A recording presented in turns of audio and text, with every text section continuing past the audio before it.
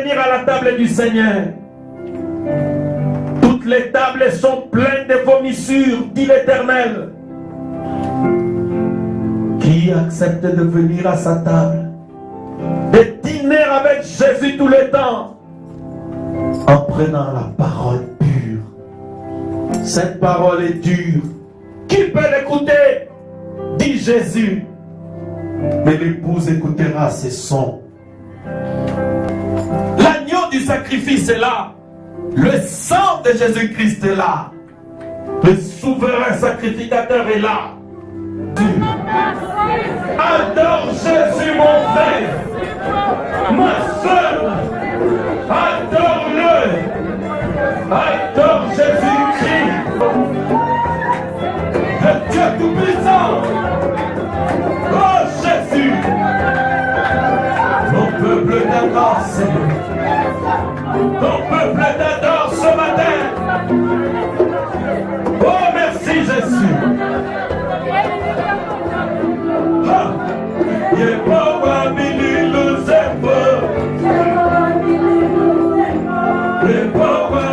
Jésus est le chef des armées des cieux.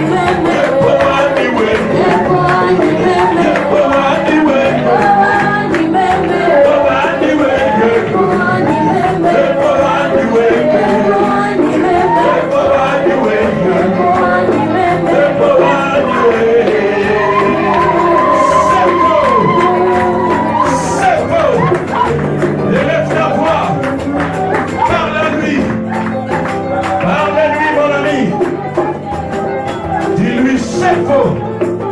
C'est faux. Les chefs. Jésus. Les chefs. Les chefs d'église de la vallée tabernacle. Il s'appelle Jésus-Christ. C'est faux. Le Dieu tout-puissant. Oh Jésus. Mon peuple t'adore, Seigneur. Ton peuple t'adore ce matin. Oh merci Jésus. Merci mon roi. Merci le roi. Merci le roi. Le téléphone. Adore Jésus. Adore Jésus mon frère. Ma soeur. Adore-le. Adore Jésus-Christ. Adore le roi. Le seul Dieu de la nation. Le seul Dieu qui nous a rachetés de la mort. Qui t'a sauvé. Qui t'a sauvé. Mon ami, adore Dieu.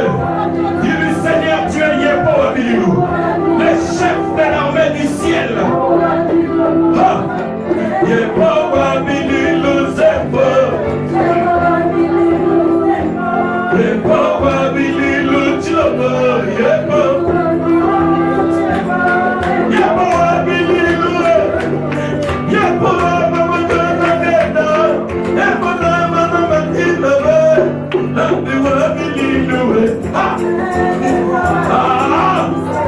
mon ami, Jésus est le chef des armées des ciels.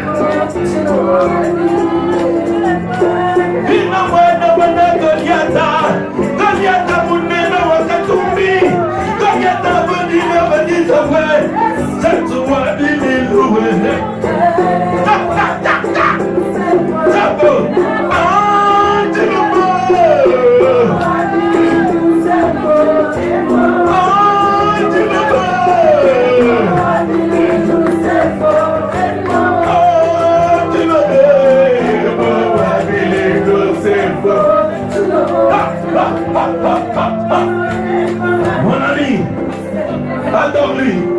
Dis-lui Seigneur Jésus-Christ, sans toi je ne peux rien faire. Sans toi, ma vie est mal fichue. Je reconnais dans toutes mes voies que tu es le seul, le véritable, la vie éternelle. Que ton nom soit béni, que ton nom soit loué.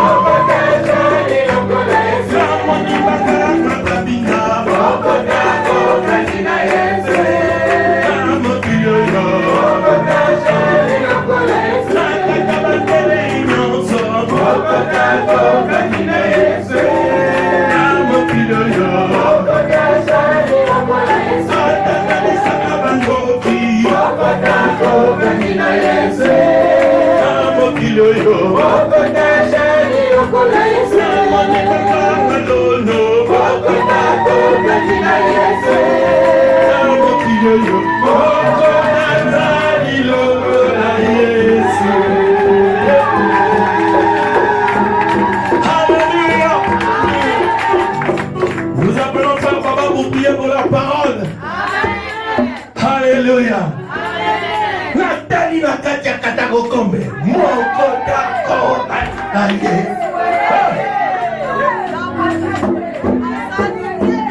Amen, amen. Mungu ataungana na Yesu. Tazani malamu. Amen. Amen, amen. Prions le Seigneur. Amen. Dieu Tout-Puissant. Seigneur Jésus-Christ. Alléluia. Ton nom est glorieux. Ton nom est merveilleux.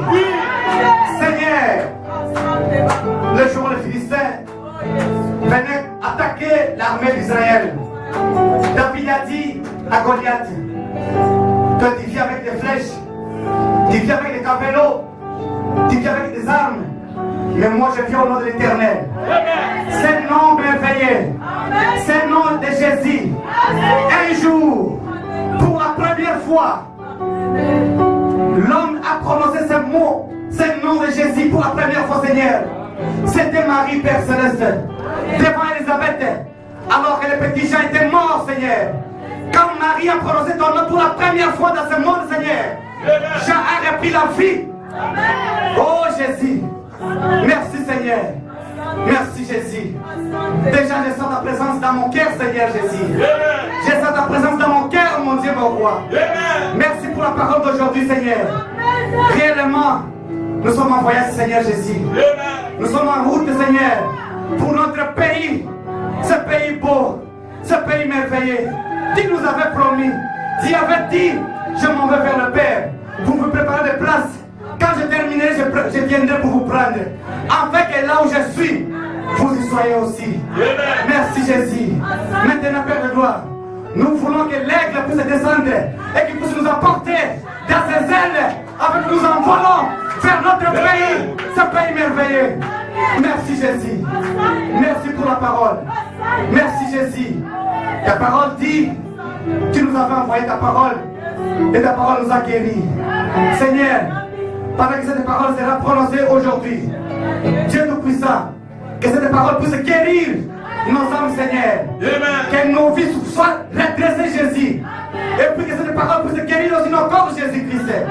Merci, Père de gloire. Merci pour cette visitation au temps d'histoire, Seigneur. Alors que les autres te cherchent, alors que les autres ont besoin de toi, mais tu es en train de révéler, Seigneur, au petit peuple. Merci, Jésus. Où est le prédicateur? Où est sa bouche, Seigneur? Où est ses yeux, Jésus? Où est son cœur, Seigneur? Où est nous, Père de gloire? Je chasse tous les démons, Seigneur, qui viendront avec qui personne ne sait, avec tout embrayement, Jésus, pour que nous ne puissions pas saisir ta parole, Seigneur Jésus-Christ, qui puisse sortir de ce lieu, Seigneur, au nom de Jésus, au nom de Jésus. Laisse-toi, Seigneur, pour prendre le contrôle de cette salle. Toi, tu es invité, Seigneur, de cet esprit, descend maintenant. Descends, Jésus. Descends au milieu de nous, Seigneur. Nous avons besoin de toi. Parle-nous, Jésus. Parle-nous, Jésus. Afin que nos vies soient redressées, Seigneur. Au travers de cette parole, la parole puissante que tu nous as envoyée, Seigneur, à ce temps de la fin. Merci, Seigneur. Merci, Jésus. Déjà, nous t'applaudissons, Seigneur. Nous t'acclamons, Jésus. Nous t'acclamons, le roi des rois. Nous t'acclamons, le roi glorieux. C'est toi notre Dieu. C'est toi que nous adorons. C'est toi que nous acclamons. C'est toi que nous chantons. Il n'y a que toi, Seigneur Jésus. Dans le ciel, sur la terre, sous la terre, dans les eaux, partout, Seigneur. Il n'y a que toi, le véritable Dieu. Oh, Dieu Tout-Puissant. Le véritable prophète, c'est toi. Le véritable pasteur, c'est toi. Merci, Seigneur Jésus. Merci, Jésus. Merci, Père de gloire, pour ta parole. Merci, Jésus. Au nom de Jésus-Christ, nous disons merci. Merci, Seigneur. Amen. Amen. Je me sens comme William Branham à Chicago. Devant 250 prédicateurs baptistes. La colonne de feu était sur lui. Alléluia.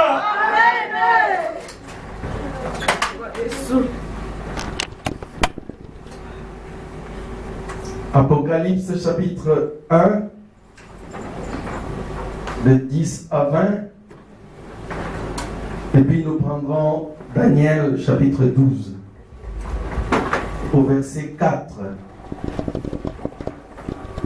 Je fus saisi par l'Esprit au jour du Seigneur, et j'entendis derrière moi une voix forte, comme le son d'une trompette, qui disait: ce que tu vois, écris-le dans un livre, et envoie-le aux sept églises, à Éphèse, à Smyrne, à Pergame, à Thyatire, à Sardes, à Philadelphie et à Laodicée.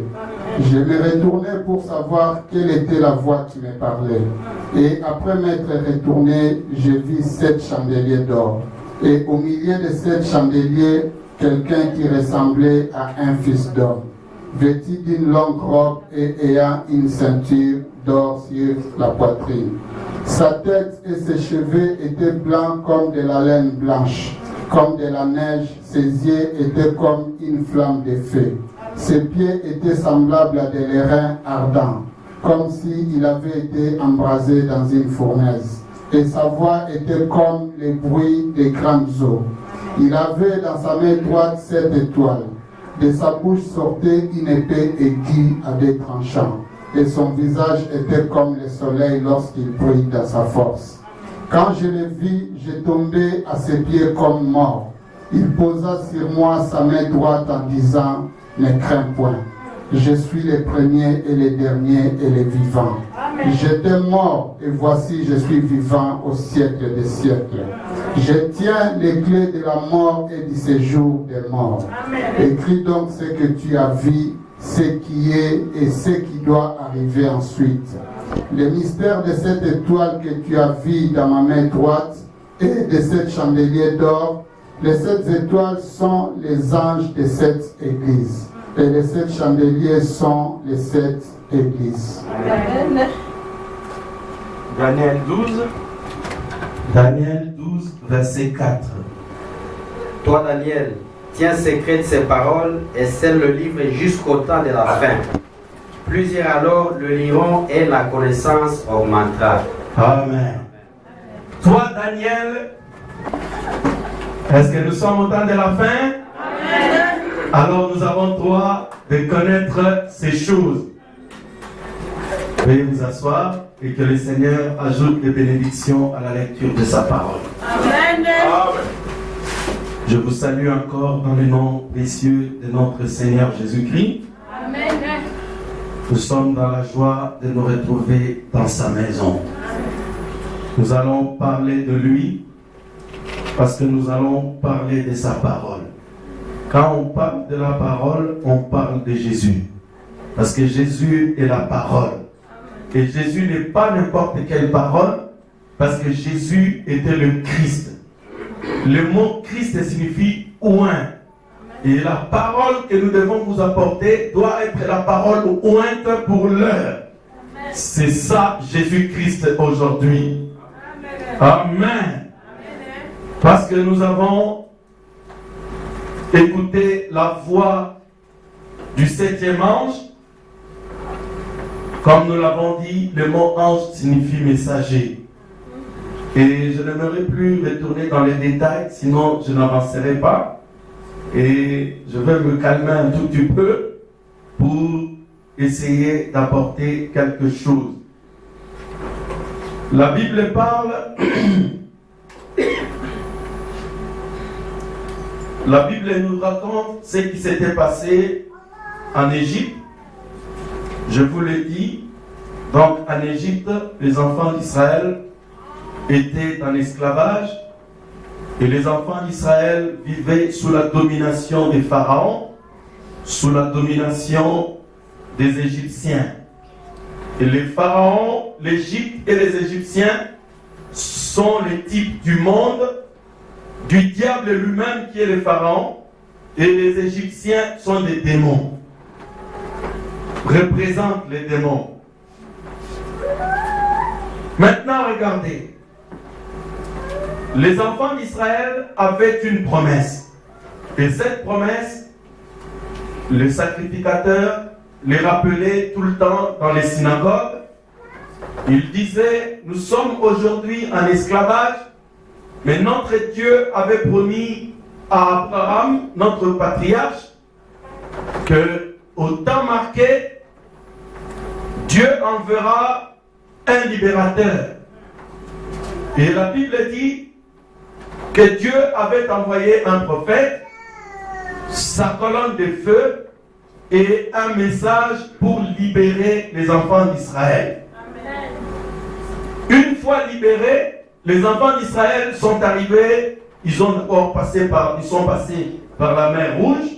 Ensuite, les enfants d'Israël sont arrivés dans le désert en Égypte.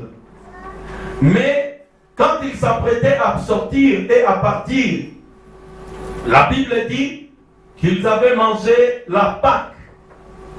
C'est-à-dire, le Seigneur avait ordonné que pour leur délivrance, ils devraient prendre l'agneau, la parole de Dieu en entièreté, et ils devaient appliquer le signe sur les linteaux de leur porte. Je ne reviendrai plus dans les détails, parce que j'avais dit en son temps que les enfants d'Israël, après avoir mangé l'agneau, le sang devait être sur les linteaux, la barre transversale de la porte, et le sang devait être aussi sur les montants. Et le prophète dit sur les linteaux, parce que le sang doit toujours être au-dessus des gens qui se trouvent dans une maison. Le sang doit être de part et d'autre, parce que le sang de Jésus-Christ, c'est notre protection. Personne ne peut être au-dessus ni en dehors du sang. Parce qu'en dehors du sang de Jésus-Christ, il n'y a pas de salut, mon frère, ma soeur. Il n'y a pas de guérison et il n'y a pas de grâce. Vous savez, je priais pour une sœur en Australie. Cette sœur, elle s'appelle Francine, elle est catholique. Elle va d'ailleurs nous rendre son témoignage. Elle souffrait de beaucoup de problèmes à l'estomac, ulcères et problèmes spirituels aussi. Alors, elle avait cherché des solutions partout là-bas, elle n'avait pas trouvé. Et quand elle m'a eu au téléphone, elle m'a dit qu'il était catholique. Je lui ai simplement dit, ma soeur, pour ta guérison, faites uniquement confiance au Seigneur Jésus-Christ. Amen. Laissez Marie tranquille, laissez les saints André, les saints autres qui dorment tranquilles, crois seulement au Seigneur Jésus-Christ, parce que c'est le seul lieu où il nous a été indiqué pour la guérison, pour le salut et pour la délivrance. Amen. Et quand elle a accepté ce que je lui ai dit, je lui ai donné après un rendez-vous pour sa guérison et le Seigneur l'avait guéri. Amen. Je crois que je vous avais donné le témoignage ici.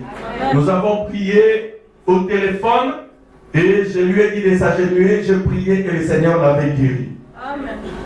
Elle m'a d'ailleurs appelé et vous connaissez la suite. Maintenant, regardez mes frères et sœurs. Notre guérison, la guérison que moi je vous prêche, la délivrance que moi je vous enseigne, Frère Branham dit que ça doit être une délivrance basée sur les Écritures. Quelle est cette délivrance?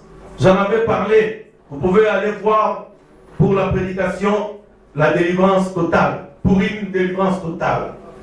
Là, Frère Branham dit, Dieu guérit les gens, Dieu guérit les frères, les sœurs, sur base d'un principe, selon lequel vous devez d'abord donner votre vie au Seigneur. Vous devez confesser vos péchés. Vous devez mettre tout en ordre. Ensuite, votre guérison viendra. Amen. C'est ça la véritable guérison qui dure. Vous, ma soeur ou mon frère qui avez des problèmes, qui cherchez les secours de Dieu, conformez d'abord votre vie à la parole. Ensuite, je prierai pour vous. Dieu vous guérira à coup sûr. Maintenant, Israël a passé la mer Rouge, et Israël est arrivé dans le désert. J'aimerais qu'on me lise ceci. Exode chapitre 12, du verset 4 au verset 21. J'aimerais qu'on lise ça parce que ça sera un peu mon texte avant d'expliquer le sujet pour lequel je vous ai fait venir aujourd'hui. Donc, Exode, chapitre 12, du verset 14 à 21. Oui, frère. Suivez attentivement, vous pouvez rester assis. Vous conserverez les souvenirs de ces jours et vous les célébrerez par une fête à l'honneur de l'Éternel. Bon, retenez bien le verset, parce que je ne reviendrai pas. Vous conserverez le souvenir de ce jour et vous célébrerez ce jour en mémoire de l'Éternel. Oui, vas-y. Vous les célébrerez comme une loi perpétuelle pour vos descendants. Pendant 7 jours, vous mangerez des pains sans levain. Dès le premier jour, il n'y aura plus de levain dans vos maisons, car toute personne qui mangera du pain levé du premier jour au 7e jour sera retranchée d'Israël. Le premier jour, vous aurez une sainte convocation, et le 7e jour, vous aurez une sainte convocation. On ne fera aucun travail ces jours-là. Vous pourrez seulement préparer la nourriture de chaque personne. Vous observerez la fête des pains sans levain, car c'est en ces jours même que j'aurai fait sortir vos armées du pays d'Égypte. Vous observerez ces jours comme une loi perpétuelle pour vos descendants. Les premiers mois, le 14e jour du mois au soir, vous mangerez des pains sans levain jusqu'au soir du 21e jour. Pendant 7 jours, il ne se trouvera point de levain dans vos maisons, car toute personne qui mangera du pain levé sera retranchée de l'assemblée d'Israël, que ce soit un étranger ou un indigne. Vous ne mangerez point de pain levé. Dans toutes vos demeures, vous mangerez des pains sans levain. Moïse appela tous les anciens d'Israël et leur dit: allez prendre du bétail pour vos familles et immoler la Pâque. Suivez attentivement. Tu peux la faire, Christian, parce qu'on va lire encore un peu après. Tu peux t'asseoir là. Ok. Maintenant, regardez les frères.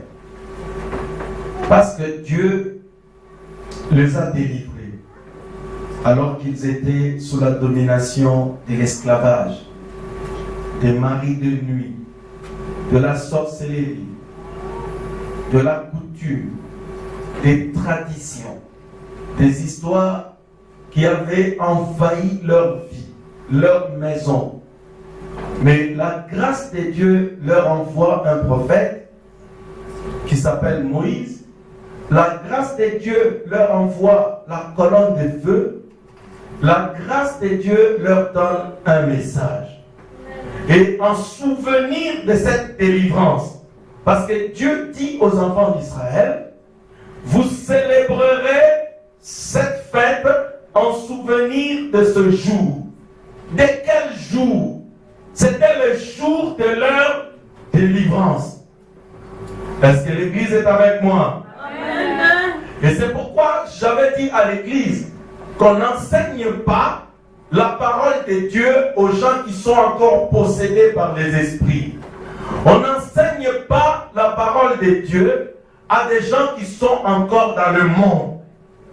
Parce que Jésus a dit, cette nourriture est pour les enfants, il n'est pas bon de les donner aux chiens. Cette nourriture, c'est cette parole. Et cette parole, on ne la donne pas aux chiens. Un chien, c'est celui qui mange, qui vomit, et qui retourne encore à ce qu'il avait vomi pour le manger encore. Jésus interdit aux prédicateurs de donner cette parole aux chiens. Frère Branham dit, dans une prédication, il dit, ne donnez pas l'éducation aux païens. C'est-à-dire, l'éducation, je veux dire, de la parole. C'est-à-dire, quelqu'un qui est païen, qui n'est pas délivré, tu prends le message, cette connaissance, tu lui donnes, sa tête va gonfler, et il va devenir un païen éduqué. C'est-à-dire, quelqu'un qui n'est pas délivré, mais dont la tête est remplie de citations et de versets de la Bible. C'est des gens qui deviennent difficiles à convertir. Il va te parler du Saint-Esprit. Mais si tu lui demandes, toi tu connais le Saint-Esprit, l'as-tu déjà expérimenté? Oh non. Mais pourquoi tu parles des choses que tu ne connais pas? Oh frère, il faut faire attention parce que le Saint-Esprit, frère Branham dit, quand le Saint-Esprit arrive, parfois les gens crient, mais les cris là, ce n'est pas important. Ce qu'il faut regarder, c'est la vie qui va suivre après. Ok. Quand le Saint-Esprit arrive, les gens peuvent crier oui. Les gens peuvent sentir quelque chose, oui. Parfois, ça peut secouer les gens, oui. As-tu déjà été secoué, toi? Rien. Tu parles de choses que tu ne connais pas. Église. Maintenant, une fois dans le désert, Dieu demande à Israël de célébrer une fête. J'aimerais que vous me suiviez très bien. Donc cette fête, en quoi consiste-t-elle? C'est une fête qui sera fêtée en 7 jours. Et pendant cette fête, il sera question de manger du pain, et pas n'importe quel pain, ça sera le pain sans levain, sans levure. Maintenant, regardez, si quelqu'un refuse de manger le pain sans levain, c'est-à-dire lui dit, moi je peux manger le pain, je peux mettre de la levure, je m'en fous. Le 7 jours où la fête devait être célébrée représente les 7 âges de l'Église. Les 7 âges signifient les 7 périodes de l'histoire de l'Église des gentils, des nations. Maintenant, regardez. Le prophète dit que pendant ces 7 jours, les gens devaient manger le pain sans levain. C'est quoi, frère Branham? Toujours dans la même prédication, enlèvement, paragraphe 58. Il dit, le levain, ce sont les dénominations, les pensées humaines, les credos qu'on ajoute au pain de la parole. C'est-à-dire, les gens prennent la Bible et ils ajoutent leurs idées, ils ajoutent leur propre interprétation, et le pain devient le pain avec levure. Or, dans cette fête, Dieu a exigé que le pain devait être mangé sans mélange, sans levure. Est-ce que l'Église est avec moi? Amen.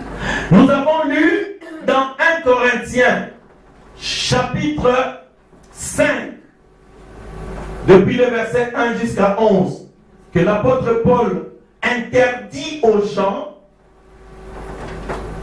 d'ajouter au pain de vérité, parce qu'il appelle le pain de vérité, et nous savons que la vérité c'est la parole de Dieu, n'est-ce pas? Amen. Parce que Jésus a dit, vous connaîtrez la vérité et la vérité vous affranchira. Amen. Je suis la vérité, le chemin et la vie. Amen. Donc vous ne devez pas ajouter à cette vérité la levure de la malice, la levure de l'orgueil.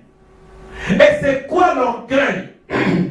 Frère Branham dit que l'orgueil, c'est d'ajouter à ce que Dieu n'a pas dit. Quand quelqu'un prend la parole de Dieu, il ajoute ses pensées, il ajoute ses idées. Le prophète dit que c'est ça l'orgueil. Dieu dit, la Sainte Seine, ça doit être le pain, ça doit être le vin, et ensuite on va faire les lavements de pieds, parce que c'est écrit dans Jean chapitre 13. Toi, le pasteur civilisé, tu dis non, on ne peut pas boire le vin, parce que tu vois l'alcool, ce n'est pas bien pour les enfants de Dieu, même si quand tu fermes la porte de ta chambre, le pasteur lui-même, il boit le vin, le vin homo-santo. Alors dans l'église, le pasteur prend la limonade, il donne aux frères et aux sœurs, en tout cas tout ça au protocole, et puis maintenant tout ça commençait à distribuer des histoires et des biscuits dans l'église. Parce qu'eux ne peuvent pas faire ce que Dieu a dit, Parce que nous sommes dans un temps moderne. Alors, à la place du vin, on met la limonade. À la place du pain sans levain, on met le biscuit. C'est de l'orgueil. Et ça, ce n'est pas la manière dont Dieu avait dit qu'on célébrerait sa fête. Mais la Bible dit, celui qui mange le pain avec levure pendant la fête, il sera retranché. Donc, pendant le 7 âges de l'Église, parce que nous sommes en train de parler des âges de l'Église. Pendant cette période-là, mes frères et sœurs, on fêtera. Il s'agit de manger le pain de la parole. Mais ce pain ne doit pas être mélangé avec les pensées des hommes. Maintenant, vous allez me dire, mes pasteurs, pour les choses qui sont difficiles dans la Bible, qu'est-ce que nous allons faire? Ce que nous allons faire, c'est ce que la Bible dit. Regardez, Frère Branham dit, je vous ai toujours dit ce que vous devez faire. Mais aujourd'hui, je vais vous dire ce que vous ne devez pas faire. Ce que vous ne devez pas faire, Frère Branham dit, c'est 3 choses. 1. Mal interpréter la parole de Dieu. Quand Dieu donne sa parole n'a pas besoin d'être interprétée. Sa parole veut dire ce qu'elle dit exactement. Est-ce que vous êtes avec moi? Maintenant, le prophète dit la deuxième chose, de ne pas mal appliquer la parole. Interpréter la parole, je donne un exemple. Dieu dit, par exemple, une vierge concevra. Toi tu arrives, oh non, Dieu ne voulait pas dire que ça sera une vierge, mais Dieu voulait simplement dire que c'est quelqu'un qui est sans péché, c'est lui qui va concevoir. Alors cette histoire d'une vierge qui doit concevoir, non, à c'est impossible. Comment une vierge? Ça n'a pas besoin d'être interprété. Parce que l'interprétation de cette écriture, ça sera son accomplissement. C'est ça l'interprétation. La deuxième chose, c'est mal appliquer la parole. Prendre la parole, la déplacer de son contexte. Oh frère, regarde ici. Dieu avait promis de détruire le monde. Avant de détruire le monde, Dieu avait dit à Noé, Noé, construis une arche, un bateau. Nous allons monter dedans. Ensuite, je ferai pleuvoir pour détruire le monde. Alléluia. Vous, toutes les brebis de Pedro Ambrosino, nous allons construire un bateau. Parce que Dieu ne change pas. Il est le même. Comme il avait fait construire un bateau là-bas, aujourd'hui, ça sera encore un bateau. Nous allons monter dans le bateau. Alors, on construit un bateau sur le bord de la Meuse. Pedro Ambrosino vous prend, il vous met dans ce bateau-là pour être sauvé. Il place mal la parole. Il prend le message de Noé, il vient le prêcher au temps de la fin. Donc, il est en train de mal placer la parole. Frère Branham dit, vous ne devez pas le faire. Église, vous êtes avec moi? Est-ce que c'est écrit que les gens ont été sauvés dans le bateau? Oui. Est-ce qu'aujourd'hui nous devons monter dans le bateau pour échapper à la colère de Dieu? Non. Est-ce que c'est la parole de Dieu? Oui. Est-ce que c'est valable aujourd'hui? Non. Pourquoi? Parce qu'aujourd'hui, ce n'est pas la dispensation de Noé. Noé a apporté son message. Son message a été confirmé par Dieu. Les gens sont rentrés dans le bateau, eux ils ont été sauvés. Maintenant, si Dieu t'envoie pour être prédicateur, le prophète de cette heure dit, aujourd'hui Dieu construit une arche. Et cette arche, c'est le Saint-Esprit. Cette arche, c'est le message du temps de la fin. Si tu rentres dans ce message, tu seras sauvé de la colère de Dieu. Oh, pourquoi tu dis ça? Oui, c'est le prophète qui le dit. Troisième chose, il n'y a qu'un prophète, le messager de l'heure, qui a reçu le mandat d'interpréter la parole de Dieu tant qu'elle est gardée secrète. Oh, pasteur, est-ce qu'il y a des secrets dans la Bible? Daniel 12, 14 dit, Daniel lui-même avait vu des choses. La Bible dit, il ne les comprit pas. Mais Dieu lui dit, Daniel, ces choses-là, elles ne sont pas pour toi. Toi, va dormir. Garde ces choses secrètes. Et ces choses seront connues au temps de la fin. Et pour révéler ce secret, Amos, chapitre 3, 7 dit, Dieu ne fait rien sans révéler ce secret à qui? À ses serviteurs, les prophètes.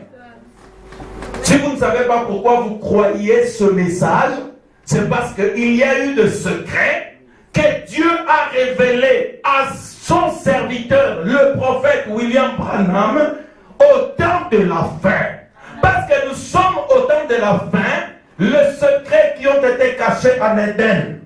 Avec Daniel, ce secret doivent être connus aujourd'hui. Amen. Amen. Donc, nous ne pouvons pas faire ces trois choses-là. C'est interdit. Maintenant, pasteur Franck, si tu lis quelque chose dans la Bible et que tu n'as pas compris, je veux soit voir si ça s'est accompli. Je dis Amen Seigneur. C'est ça l'interprétation.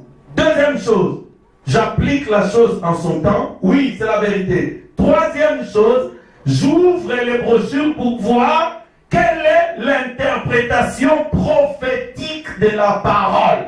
Amen. Église, est-ce que c'est clair? Amen. C'est pourquoi nous disons parfois, Frère Branham dit. Parce que nous savons que Frère Branham est un prophète confirmé par Dieu. Amen. Oh non. Pasteur Franck, comment tu le sais? La colonne de feu l'a fait. C'est le premier serviteur de Dieu à avoir été confirmé avec un halo de lumière au-dessus de sa tête. Et cette même lumière est celle qui avait délivré les enfants d'Israël de l'Égypte.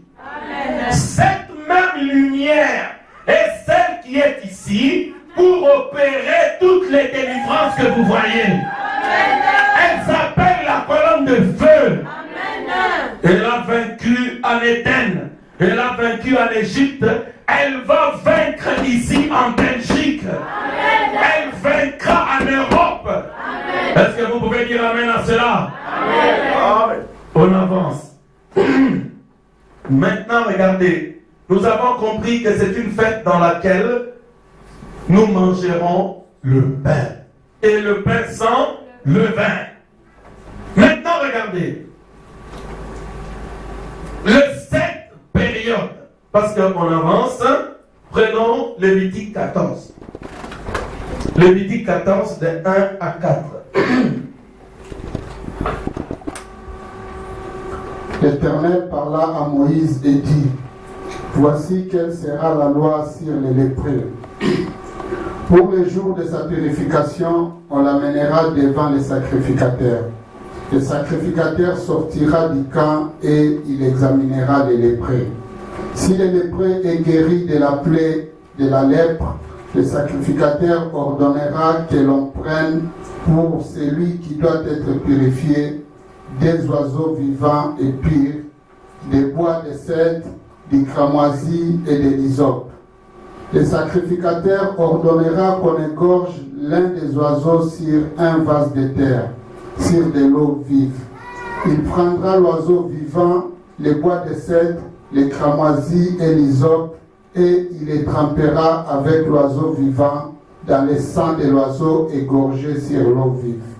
Il en fera 7 fois l'aspersion sur celui qui doit être purifié de la lèpre. Puis il les déclarera purs, il lâchera dans les champs l'oiseau vivant. Simplement, c'est que Dieu avait ordonné pour la purification de la lèpre. Quand quelqu'un avait attrapé la lèpre en Israël, cette personne devait d'abord être retirée du milieu du peuple. Et c'est pour ça que je vous ai dit que la lèpre, c'était le type du péché, selon ce que Frère Branham dit. Pourquoi est-ce que c'est le type du péché? Parce que quand vous attrapez la lèpre, on vous prend, on vous retire des autres. Le péché vous retire de la communion avec Dieu et avec les saints. Maintenant, tu devais être en dehors du camp. Et le sacrificateur te prenait après quelque temps. Il devait t'observer. S'il trouve que la plaie a guéri, maintenant la plaie est guérie, mais seulement tu dois être purifié parce que tu avais attrapé la lèpre. Pour la purification, on doit t'amener devant le sacrificateur. Ensuite, les sacrificateurs prenaient 2 oiseaux, un mâle, une femelle, on les amène avec le branche, le tige du soc, tout ça. On égorge le mâle. On prend le sang, on met dans un pot ou un vase.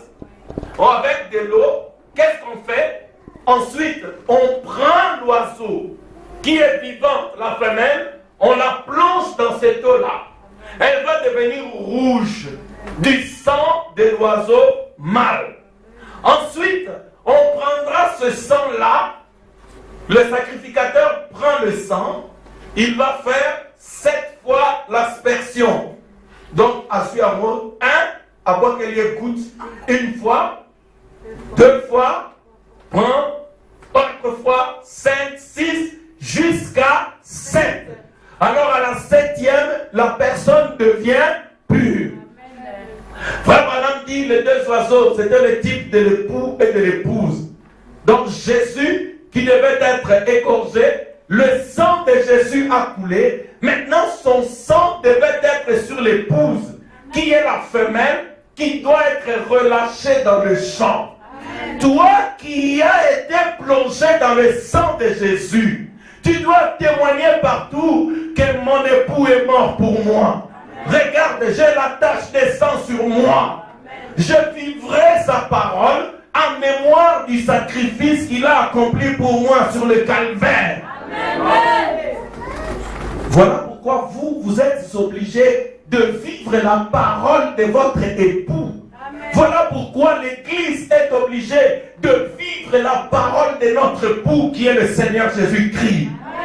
Parce que si tu ne vis pas ce que Jésus a ordonné, tu es en train de fouler aux pieds le sacrifice du mal qui a été assassiné à Golgotha. Est-ce que c'est clair? Voilà de quelle manière on traite la lèpre. Or, la lèpre, c'est le péché. Et Jean-Baptiste a dit dans la Bible, voici l'agneau de Dieu qui ôte la lèpre du monde, qui ôte le péché du monde.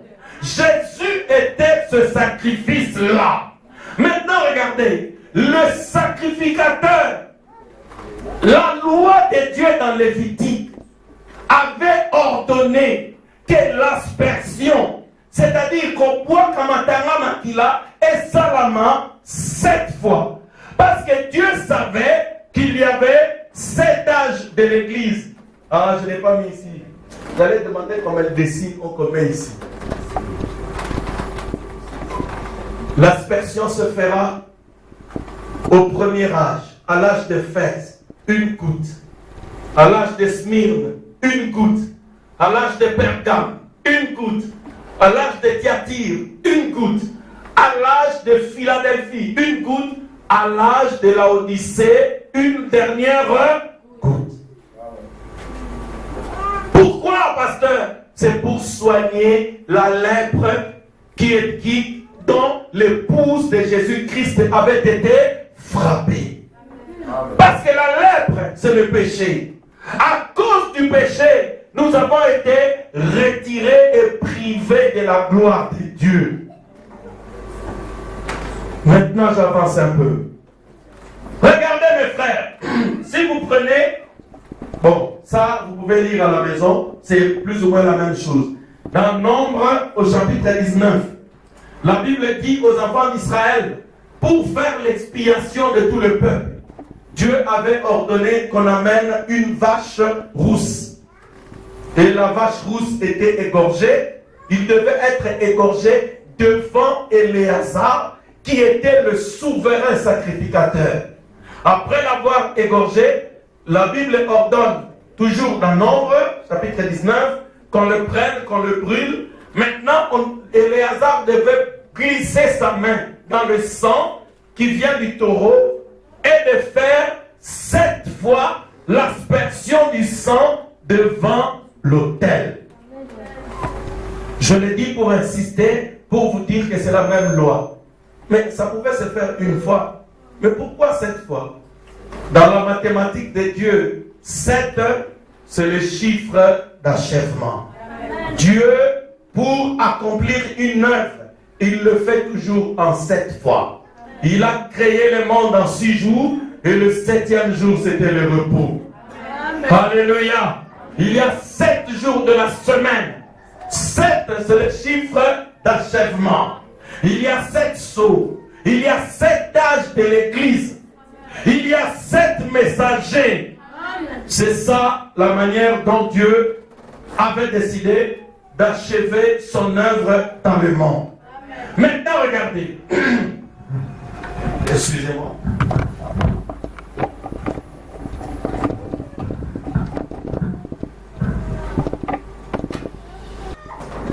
Qu'est-ce que nous avons maintenant? Donc, nous avons 7 âges. Les âges, le mot âge, prenez ça dans le sens des périodes. Depuis le temps des apôtres, qu'est-ce qui s'est passé? Parce que nous sommes sortis du temps de Moïse, où il y avait le premier exode. Vous connaissez l'histoire d'Exode, non? C'était la sortie des enfants d'Israël de l'Égypte. Et Frère Branham dit, depuis que le monde existe, il y a eu 3 exodes. Parce que exode, c'est Movement of Jah People. Donc le mouvement ou la sortie du peuple de Jéhovah.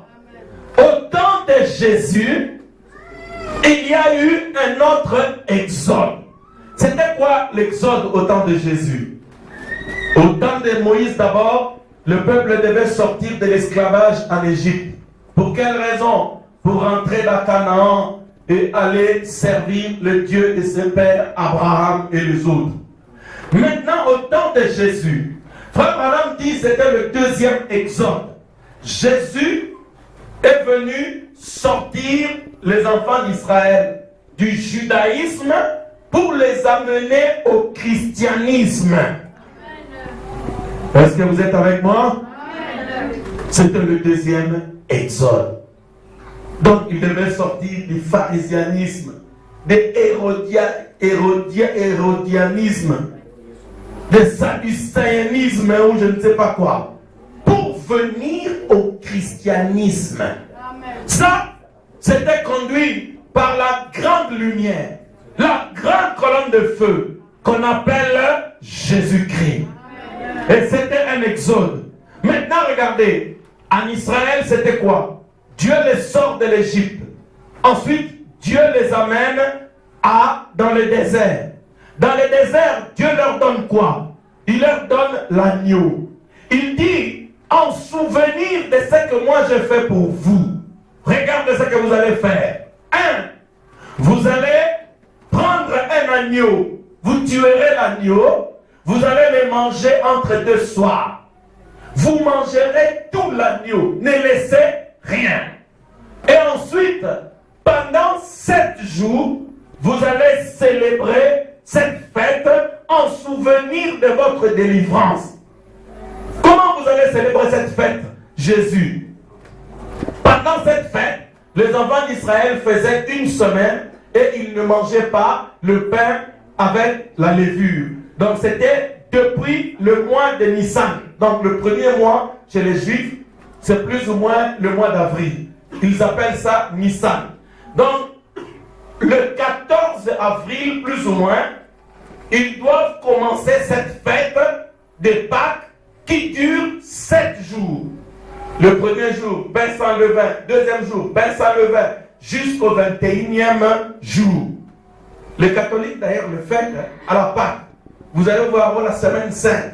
Lundi saint, mardi saint, mercredi saint, jeudi saint, samedi saint, dimanche saint. Bon. Vendredi saint, samedi saint. Voilà. Maintenant regardez, au temps de Jésus, parce que Jésus était venu pour accomplir la loi de Moïse. Est-ce que vous me suivez très bien? Parce que Jésus est venu pour accomplir la loi de Moïse, qu'est-ce que Jésus a dit? Je viens maintenant pour la Pâque, pour la délivrance, non pas seulement des enfants d'Israël, mais de l'humanité entière. Maintenant, qu'allons-nous faire? Oh non Jésus, mais qu'allons-nous faire? Jésus dit, c'est moi l'agneau pascal. Prenez-moi, tuez-moi, mangez-moi en entièreté. Est-ce que Jésus a dit qu'on le mange?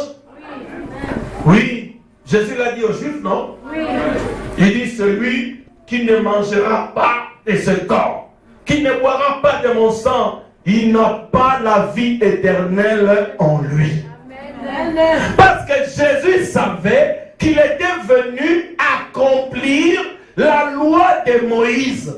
Les enfants d'Israël devraient manger la Pâque pendant 7 jours. Et ils devaient, à l'occasion de la Pâque, tuer un agneau mâle d'1 an sans défaut. Parce qu'il y avait des conditions. L'agneau ne devait pas avoir de défauts. Est-ce que Jésus était un agneau? Est-ce que Jésus était sans défaut? Oui. Alléluia. Vous voyez que Jésus était le véritable agneau pascal. Donc c'était lui qui était venu pour la célébration de cette fête. Maintenant, Dieu a pourvu d'un agneau. L'agneau est allé au calvaire. Il a été immolé. Israël a refusé de manger l'agneau. Qu'est-ce qui s'est passé? Israël devait être retranché du milieu du peuple. C'est ce qui est arrivé. Regardez maintenant, frère. Après avoir tué l'agneau entre les 2 soirs, vous devez maintenant commencer à manger le pain sans levain. Et la Bible dit dans Lévitique 12, depuis le verset 14, le premier jour, il y aura une sainte convocation. C'est-à-dire quand on commence la fête, le premier jour, ça sera la sainte convocation. Et il y a eu une convocation à la Pentecôte. Le Saint-Esprit est descendu à la Pentecôte pour rappeler aux enfants d'Israël, prenez garde, préparez-vous, l'agneau a été immolé, maintenant nous allons commencer à célébrer 7 jours pour manger le pain sans levain.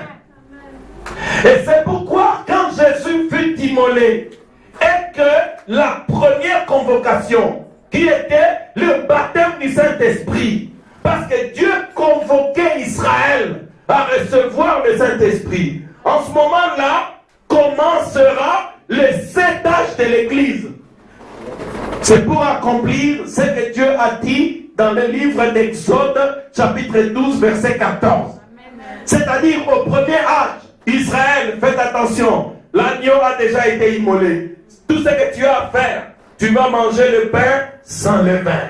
C'est-à-dire la parole ne doit être mélangée avec rien. C'était comme ça à l'âge d'Éphèse, à l'âge de Smyrne, à l'âge de Thyatire, dans tous les âges. Maintenant, regardez, dans l'Ancien Testament, en Exode, c'était pour célébrer une grande délivrance que le Seigneur avait accomplie en Égypte. Mais ici, c'est encore une plus grande délivrance parce que Dieu vient de délivrer les enfants d'Israël de la religion pour les amener au christianisme qui est le véritable Canaan, qui est le véritable baptême du Saint-Esprit, qui est la véritable promesse.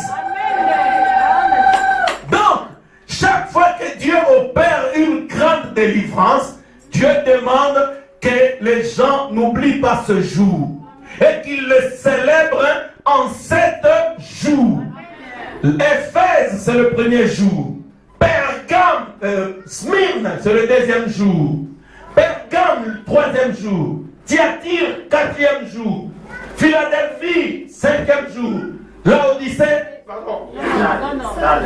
Sardes, quatrième jour. Philadelphie, sixième. Laodicée, septième jour.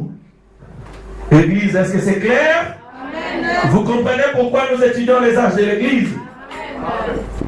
C'est pourquoi, pendant ces 7 périodes, nous allons étudier quelle était la portion du pain que les gens devaient manger à cette heure-là.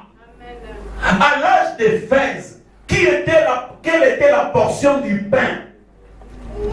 Comme le diable vient souvent, quand Dieu donne le pain, le diable vient souvent pour que Batia Dagobert, Batia Tomate Nakati. Alors nous allons voir comment l'Antichrist, chaque fois que Dieu donne le pain, lui il amène la tomate, il amène les frites, il amène la salade, pour que cela devienne un pain mélangé avec des histoires.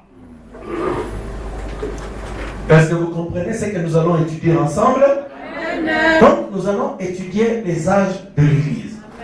Maintenant, remarquez qu'il n'y a pas seulement le pain, il y avait aussi le sang. Parce que comme je l'ai montré, le sacrificateur devait être là. Il devait prendre le sang, jeter une goutte à chaque âge, jusqu'au 7e âge. Maintenant, vous allez remarquer, à chaque fois qu'on doit jeter le sang, cela signifie qu'il y a un sacrifice. Donc l'agneau est mort. L'agneau a été immolé. Maintenant, qui est le sacrificateur qui devait plonger son doigt pour jeter chaque fois une goutte de sang dans chaque âge de l'Église? Il nous faut un souverain sacrificateur. Prenons Hébreux au chapitre 3. Hébreux chapitre 3. Versets 1 et 2. Comprenez bien ces choses, mes amis, parce que nous allons maintenant étudier les âges et vous allez voir comment la parole a évolué jusqu'aujourd'hui. C'est pourquoi, frères saints, qui avaient part à la vocation céleste, considérez l'apôtre et les souverains sacrificateurs de la foi que nous confessons Jésus, qui a été fidèle à celui qu'il a établi, comme le fit Moïse dans toute sa maison. Amen. Qui a été établi souverain sacrificateur? C'est qui? Jésus est devenu le souverain sacrificateur. Considérez votre part à la vocation céleste. Parfois, il y a des mots qui vous compliquent dans la Bible. Vocation signifie appel. Appel céleste, c'est-à-dire un appel de la part du Seigneur. Amen. Donc le Seigneur avait appelé des gens au premier âge de l'Église. Il a appelé aussi les gens au deuxième âge. Maintenant, il demande aux gens qui ont été appelés de considérer que Jésus est souverain sacrificateur. Quelle était la mission du souverain sacrificateur dans la Bible? Il était le garant de la parole. 1. Celui qui devait faire l'expiation pour le peuple. Celui qui prenait les sacrifices. Celui qui entrait dans le sein des saints. Celui qui prenait la goutte de sang pour faire l'aspersion 7 fois pour soigner la lèpre. Et Jean-Baptiste l'avait prophétisé quand il a dit: voici l'agneau de Dieu qui ôte le péché du monde. Maintenant, souvenez-vous, lys de la vallée, que votre Dieu, mon Dieu, il a eu 3 fonctions. Quand il était ici sur la terre, il s'appelait Fils de l'homme. Savez-vous ce que signifie Fils de l'homme, non? Fils de l'homme signifie? Le Fils de l'homme signifie? Prophète, oui, mais répétez-le si vous le savez. Fils de l'homme signifie. C'est comme ça que Jésus s'appelait. Que dites-vous que je suis? Moi, le fils de l'homme. Oh, pasteur, Jésus pense à être prophète. Oui, Jésus était prophète aussi. Je crois que vous le savez. Pourquoi est-ce qu'il est prophète? Parce que Moïse avait dit dans Deutéronome 18, Dieu suscitera au milieu de vous. Non, c'est Deutéronome 15 ou 18? 18, 15. Dieu suscitera du milieu de vous un prophète comme moi. Maintenant, à la différence de ce prophète-là, Moïse dit, vous l'écouterez, et celui qui ne l'écoutera pas, il sera retranché du milieu du peuple. Nous savons que Jésus était le prophète, c'était la vérité. Mais il était plus que cela. Maintenant, regardez. Jésus était ensuite, Frère Branham dit qu'il était prophète, ensuite il est devenu sacrificateur. Oh, est-ce que Jésus est sacrificateur? Aujourd'hui, vous devez le savoir. Un sacrificateur, si vous voulez, c'est un prédicateur. Quelqu'un qui prêche. Mais lui, il est devenu le souverain sacrificateur. Le souverain sacrificateur, c'est aussi quelqu'un qui prêche. Mais il est Azaz Zengamam. Si tout le prédicateur parle, quand lui il parle, vous devez écouter ce que le souverain sacrificateur dit. Amen. Maintenant, regardez. Frère Branham dit, dans le millénium, Jésus ne sera plus souverain sacrificateur. En ce moment-là, il sera fils de David. Il viendra prendre le trône de son père. En ce moment-là, Jésus devient roi. Amen. Donc, notre ami Jésus, il est prophète, souverain sacrificateur. Il est aussi roi. Amen. Je crois que c'est clair. Amen. Ok, on peut lire ça dans la Bible, c'est clair. Je n'ai pas besoin de donner des versets parce que vous le comprenez. Maintenant, regardez.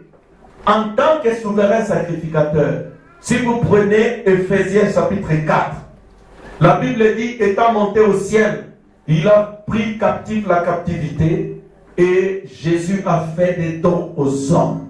Amen. Il a donné à certains d'être comme prophète, comme apôtre, comme prophète, comme évangéliste, comme docteur, lui-même étant la base de tout.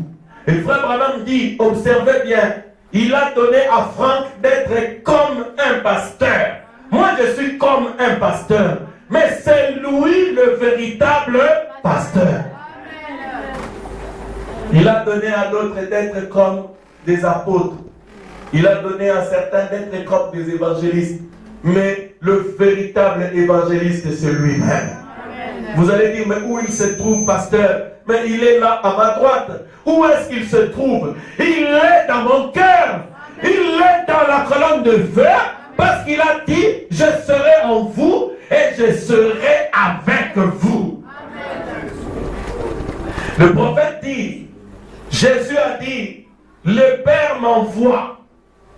Où est le Père? Il est en moi. Oh! Frère Branham dit, c'est intéressant. Parce que quand Jésus t'envoie, il t'envoie, mais il est encore en toi. Amen. Parce que Jésus n'aime pas la prédication des hommes. Il a assisté à une prédication d'Ève. La prédication d'Ève avait amené des troubles en Éden. C'est pourquoi Jésus n'aime pas que les hommes prêchent. Les femmes. Non, j'ai dit les hommes. La femme, c'est aussi un homme. La femme, c'est aussi un homme. Un être humain. Hein? Jésus n'aime pas que les hommes prêchent.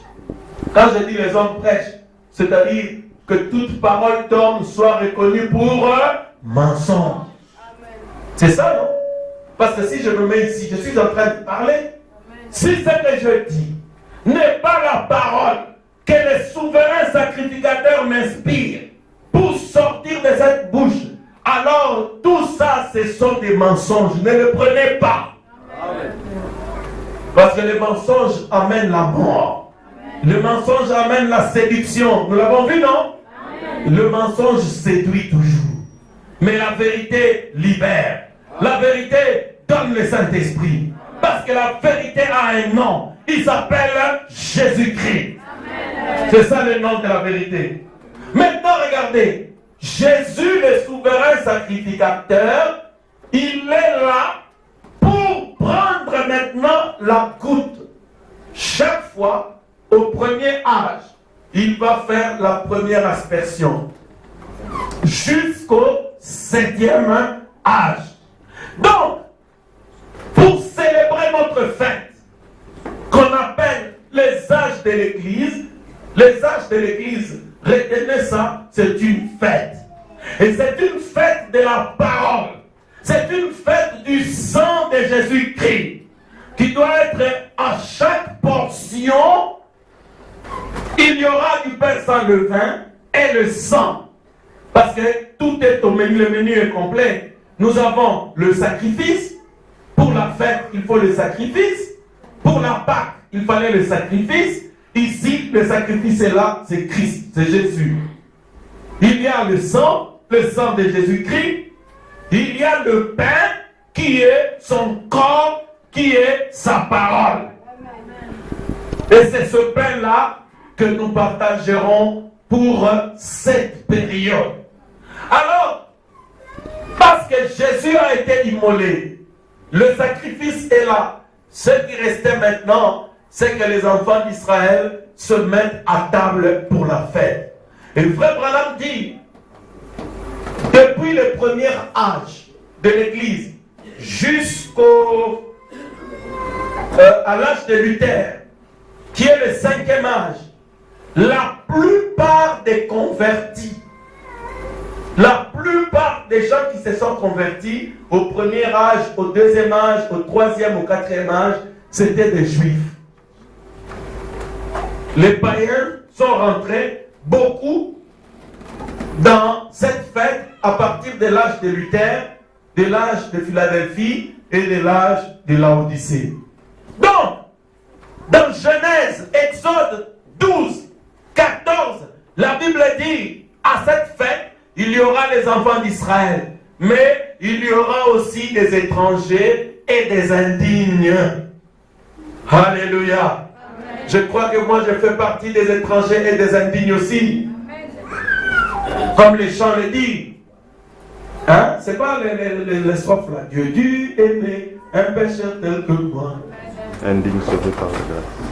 Hein? C'est quoi? C'est la 4e couplet? Qu'est-ce qu'il dit? Ah, chantez-moi. Oui, c'est le rachat pour un esclave indigne qui longtemps méprisa sa grâce. Vous voyez, mes frères et sœurs. Donc, le souverain sacrificateur a le sacrifice qui est l'agneau, qui est son corps. Il va le prendre. Pour chaque âge, il y a eu un messager. C'est ce que la Bible dit. Jésus avait dans sa main droite, Apocalypse chapitre 1, du verset 10 à 20. Jésus avait dans sa main droite 7 étoiles. Et les 7 étoiles, c'était des anges. C'était des messagers. Et le premier messager, comme nous le verrons pour l'âge d'Éphèse, c'était l'apôtre Paul. C'est lui le messager du premier âge de l'Église. L'apôtre Paul s'est battu pour que cette parole reste sans mélange. Pour que les fils et les filles de Dieu préservent la parole qui ne devait pas être mélangée avec du levain. Mon frère, ma soeur, ces 7 étoiles sont les 7 messagers. Ces 7 chandeliers dont la Bible parle, ce sont les âges de l'Église. Et le prophète dit, cet âge commencé vers l'an 53. Parce qu'après le départ de Jésus, en plus ou moins l'an 33, l'Église a connu des persécutions et l'apôtre Paul est arrivé. Maintenant avec un message. Parce que Dieu avait tourné le dos à Israël pour commencer cette fête, cette Pâque mondiale avec les nations. Amen. Et c'était le début des âges de l'Église. Maintenant, nous allons étudier pour voir les conditions de l'Église au commencement, au début. Souvenez-vous, comme je l'expliquerai pendant mon étude, que les hommes meurent, mais les esprits ne meurent pas. Amen. Qui avait tué, qui avait détruit le temple de Dieu, c'était la Babylone de Nabuchodonosor. Et Babylone de Nabuchodonosor essayera encore de détruire le temple de Dieu, qui est le corps de Jésus-Christ, qui est l'Église. Mais Frère Branham dit, Dieu a fait le monde en 6 jours. Le 7e jour, il s'est reposé. Mais quand Adam avait péché, tout ce que Dieu a fait était rentré sans dessus-dessous, a été démoli. Et Dieu est sorti encore de son repos. Il s'est remis au travail. Parce que Dieu voulait maintenant reconstruire une nouvelle Éden. Il fallait reconstruire d'abord l'époux, qui est Jésus-Christ. Cela lui a pris 4000 ans pour avoir sur la terre un homme sans défaut, sans tâche. Un homme, quand on parle de lui, même cher a baby déjà. Un homme, quand on parle de lui, brouillard et Kitiao. Oh, moi je me sens bien. Il y a quelqu'un ici. Mes amis, quand on parle de lui, même le ciel bouge. C'était Jésus. Maintenant, nous allons lire une citation pour terminer. Il est 13h combien? 13h05. Oui. On va prendre une citation car j'ai terminé. L'âge d'Éphèse. Au paragraphe 37. Ce n'était pas encore la fin. C'est le paragraphe 37. Suivez. Du temps de la Bible, ils ne comprirent pas cette révélation. Car quel bien cela leur aurait-il fait d'observer et d'attendre, s'ils avaient su qu'il y aurait des milliers d'années avant la venue de Jésus. Cela ne leur fut pas donné. Ok. Mais je viens de présenter la signification des âges de l'Église qu'on va commencer à étudier un à un. Parce que je dois vous replacer dans le contexte, parce que c'est une fête. Le vendredi, j'ai expliqué pour ceux qui étaient là qu'il y a un temps pour parler des bijoux, des maquillages, des pantalons, des gens qui n'aiment pas appliquer le signe. Frère Branham dit, si le signe n'est pas appliqué sur votre corps, l'alliance du salut qui est passé entre Dieu et les hommes ne vous concerne même pas. Parce que si tu es sauvé, ton salut, on doit le voir même dans ton apparence, même dans ton cœur. Ou alors, tu penses que tu es sauvé, mais tu ne l'es pas. Alors, le Saint-Esprit nous a dit que nous devons marcher et évoluer avec notre âge. Parce que l'âge de Luther, c'était l'âge des chevaux. Les gens pouvaient marcher à cheval, tout. Et Frère Branham dit, l'âge de Wesley, c'était les voitures. Les gens roulaient en voiture, de vive allure. Mais c'était encore rien. L'âge des pentecôtistes, c'est l'âge de l'avion. Les gens pouvaient s'envoler. Il y avait des parlers en langue, des prophéties, des visions. Il y avait toutes ces choses-là. Mais Frère Branham dit, ce n'était pas le but du message du temps de la fin. Amen. Parce que nous nous avons été appelés pour sortir de l'atmosphère. Dans l'atmosphère, il y a des pluies, il y a des vents, il peut pas m'aber, il y a des problèmes. Nous devons monter dans la fusée. Nous devons traverser l'atmosphère. Là, dans l'espace, il n'y a pas de facture. Il n'y a pas de péché. Il n'y a pas de maladie. C'est ça le message de cette heure. Alors nous allons commencer à célébrer cette fête. Nous étudierons la révélation au temps des fêtes. La lumière au temps de Smyrne. La lumière au temps de Pergame. La lumière au temps de Thyatire. Et nous verrons ce qu'était la lumière à Philadelphie.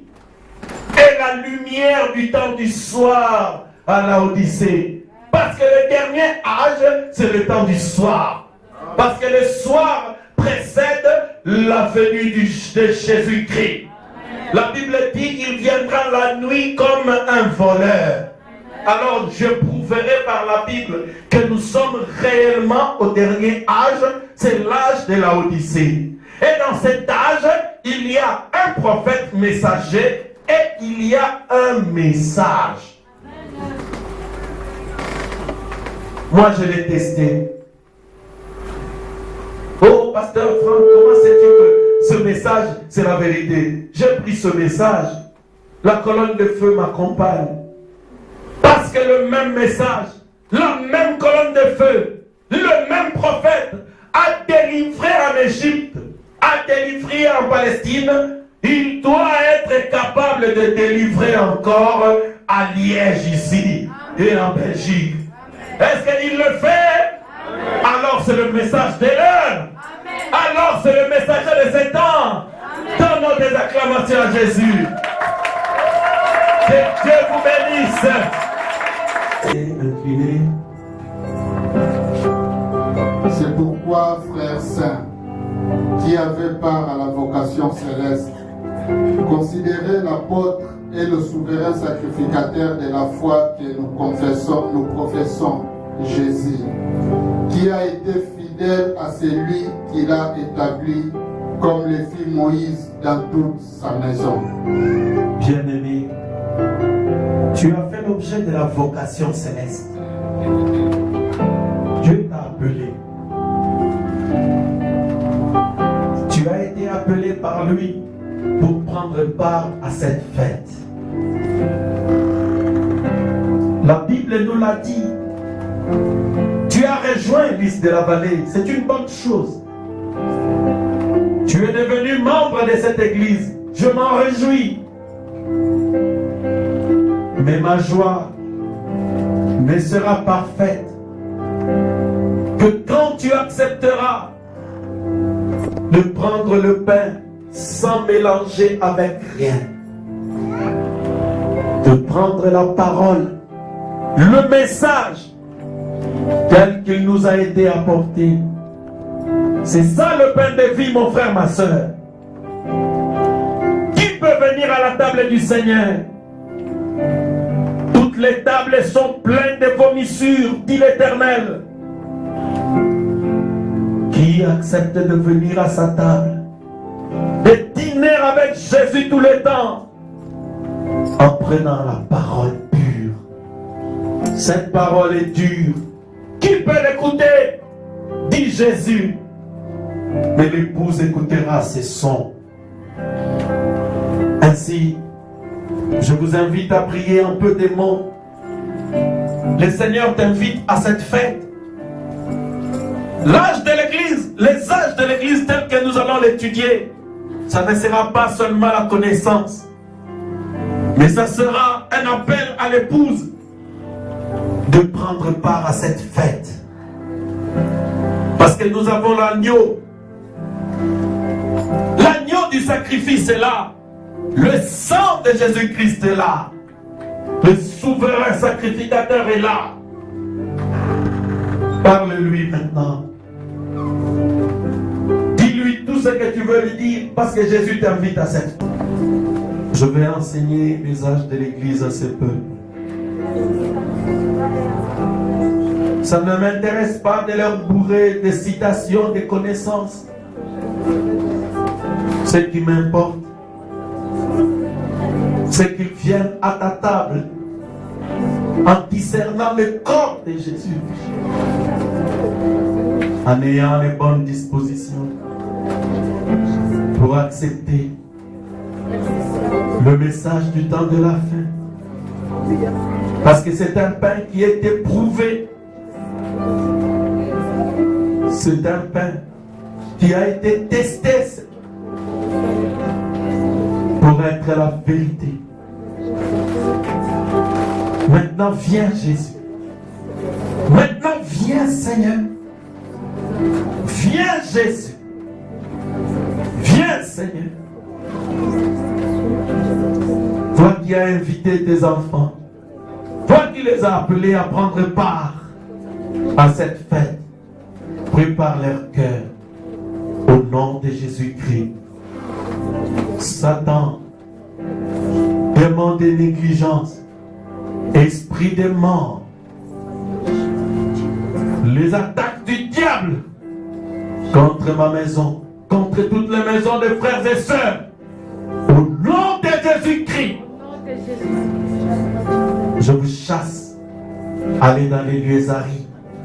Sécurise les devants de ton église, Jésus. Je laisse ton peuple entre tes mains. Nos enfants, nous-mêmes à toi.